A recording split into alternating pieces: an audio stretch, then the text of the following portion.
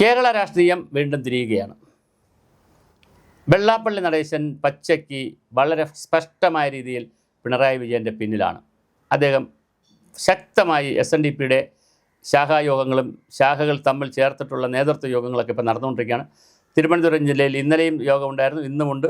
2-3 ദിവസമാണ് തിരുവനന്തപുരം ജില്ലയിൽ വലിയ സംഗമങ്ങൾ നടക്കുകയാണ്. ഈഴവ സംഗമം, SNDPക്കാരുടെ സംഗമം നടക്കുകയാണ്, യോഗങ്ങൾ നടക്കുകയാണ്. അവിടെയെല്ലാം വെള്ളാപ്പള്ളി നടേശൻ പലയിടങ്ങളിലും പങ്കെടുക്കുന്ന സ്ഥലങ്ങളിൽ അദ്ദേഹം വളരെ കൃത്യമായി വളരെ ശക്തമായി ഈ സംഘടനയുടെ ഗുണഗണങ്ങളും സംഘടന എന്തുകൊണ്ട് ഇടതുപക്ഷത്തെ സഹായിക്കണമെന്നുള്ള കാര്യങ്ങളുമൊക്കെ ഇങ്ങനെ പ്രസംഗിച്ച് പോവുകയാണ്. അതിശക്തമായ നിലയിലാണ് കോൺഗ്രസിനെ വിമർശിക്കുന്നത്. മാത്രമല്ല കോൺഗ്രസിൻ്റെ കാലം കഴിഞ്ഞു എന്നുള്ള നിലയിലൊക്കെ വിമർശനം വന്നിട്ടുണ്ട്. കോൺഗ്രസ് വന്നാൽ മുസ്ലിം ലീഗാണ് രാജ്യം ഭരിക്കുന്നത്, അതുകൊണ്ട് ഒരു കാരണവശാലും കോൺഗ്രസിന് ഇനി ആരും വോട്ട് ചെയ്യരുത്, ഒന്നുമില്ലെങ്കിലും പിണറായി വിജയൻ ഈഴവനല്ലേ എന്നൊക്കെയാണ് ചോദിക്കുന്നത് വെള്ളാപ്പള്ളി. അതുപോലെ തന്നെ കോവിഡ് കാലത്ത് പ്രളയകാലത്ത് രക്ഷകനായി നിന്ന ആളല്ലേ, അങ്ങനെ കളയാൻ പറ്റൂ? വിജയൻ എന്ന് പറഞ്ഞാൽ വിജയിക്കാൻ വന്നവനാണ്, അപ്പോൾ വിജയിച്ചു കൊണ്ടേയിരിക്കും എന്നൊക്കെ പറഞ്ഞ് ഒരു സുഹൃപ്പീര് ഡയലോഗും പിന്നെ ഒരു സപ്പോർട്ടീവ് ഡയലോഗും ഒക്കെ അടിച്ച് പിണറായി വിജയൻ്റെ സ്തുതിപാഠകനായി ഏറ്റവും കൂടുതൽ വലിയ രീതിയിൽ മാറിയിരിക്കുന്നത് വെള്ളാപ്പള്ളി നടേശൻ അവർകളാണ്.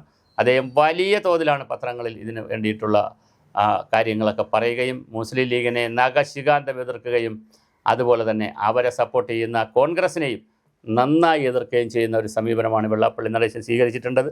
അടുത്ത മുഖ്യമന്ത്രിയും പിണറായി തന്നെ എന്നുള്ള നിലയിൽ വെള്ളാപ്പള്ളി പറഞ്ഞു. ജാതി ഞങ്ങൾ പറയും, സർക്കാരിൽ ജാതി സംവരണവും ജാതിക്ക് അടിസ്ഥാനമാക്കി കാര്യങ്ങൾ കൊടുക്കുന്ന കാലത്തോളം ഞങ്ങൾ ജാതി പറയും എന്ന് തന്നെ ഒരു വെല്ലുവിളി പോലെ, ജാതി പറഞ്ഞാൽ നിങ്ങൾ കുറ്റം പറയണ്ട, ഞങ്ങൾ ജാതി പറയും, ഞങ്ങൾ SNDPയുടെ ബാനറിൽ തന്നെ പറയും എന്നുള്ള നിലയിൽ വലിയ തോതിൽ ഈഴവ സമുദായത്തിൻ്റെ ഉന്നമനം മാത്രം ലക്ഷ്യമാക്കി പറയുന്ന രീതിയിലേക്ക് SNDPയെ മാറ്റിയെടുക്കാൻ വെള്ളാപ്പള്ളിക്ക് കഴിഞ്ഞിട്ടുണ്ട്.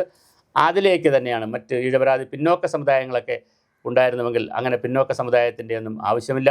ഈഴവ സമുദായത്തിന് ആവശ്യമായ ഗുണകരമായ കാര്യങ്ങൾ കിട്ടുക, അതൊരു 19 ലക്ഷം വരുന്ന ഈഴവർക്ക്, പിന്നെ തീയന്മാർക്കും നമ്മുടെ ചൗവന്മാരെന്നൊക്കെ പറഞ്ഞ് കുറച്ച് ആളുകൾ മലബാറിലുണ്ട്, അവരെല്ലാം ഈഴവ വിഭാഗത്തിൽ തന്നെയാണ് ഇപ്പോൾ നിൽക്കുന്നത്.